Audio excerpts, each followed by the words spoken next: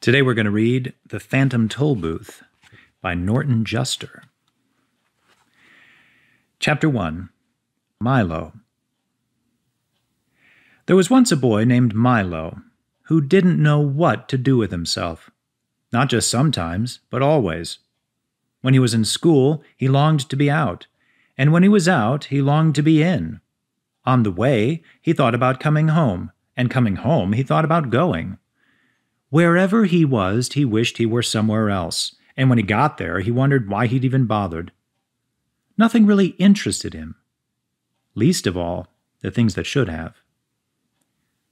"It seems to me that almost everything's a waste of time," he remarked one day as he walked dejectedly home from school.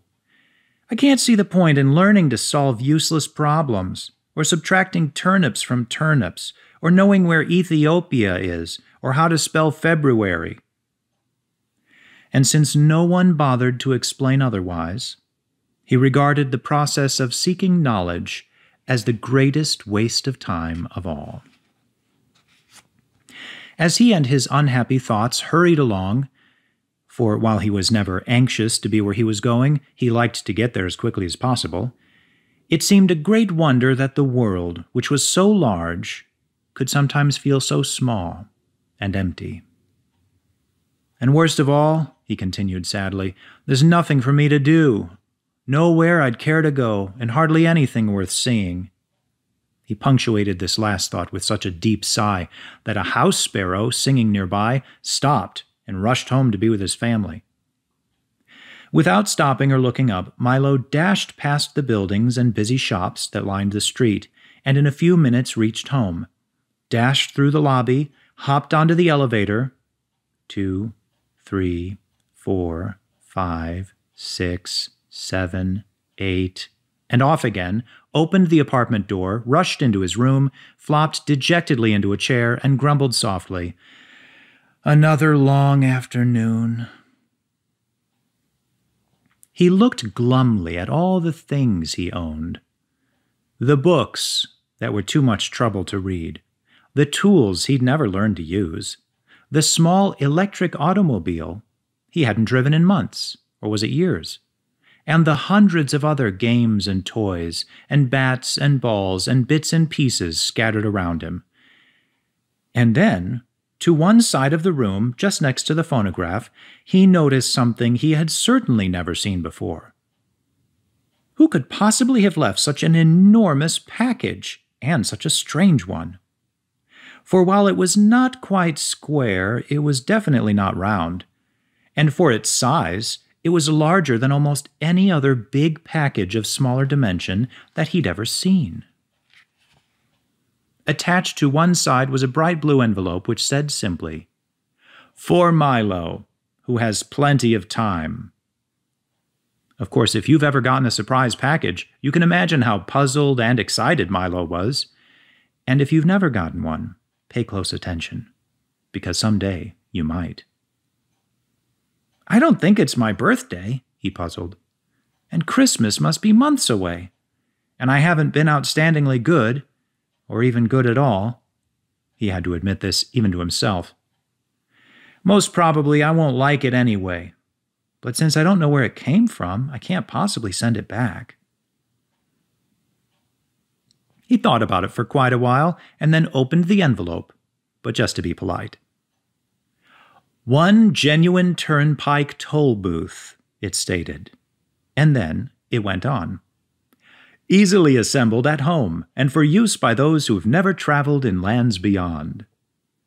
Beyond what? Thought Milo as he continued to read.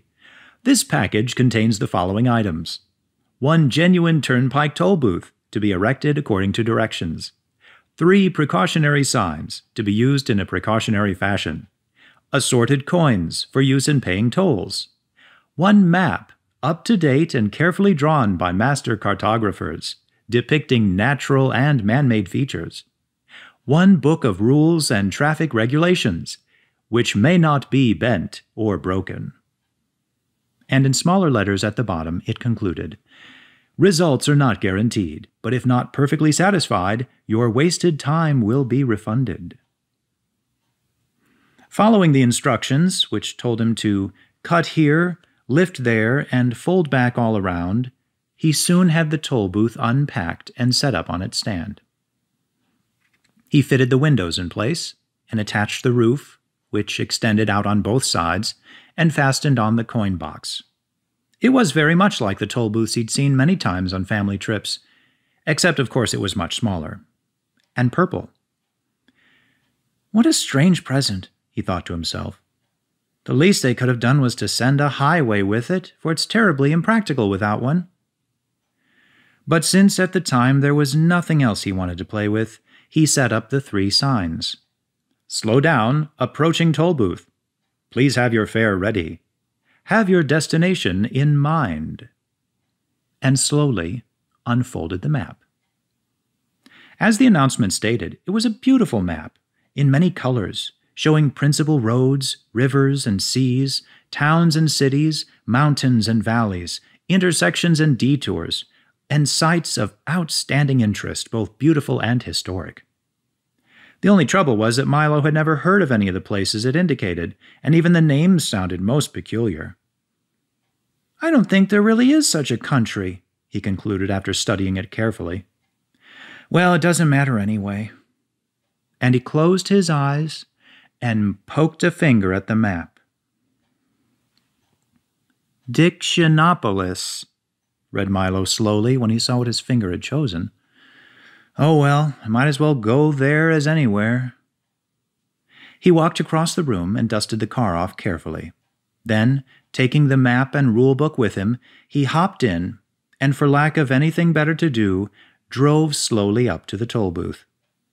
As he deposited his coin and rolled past, he remarked wistfully, "I do hope this is an interesting game.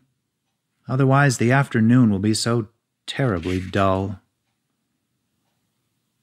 Chapter 2. Beyond Expectations. This was The Phantom Tollbooth by Norton Juster, and if you want to know what happens to Milo next, you're going to have to read the book yourself.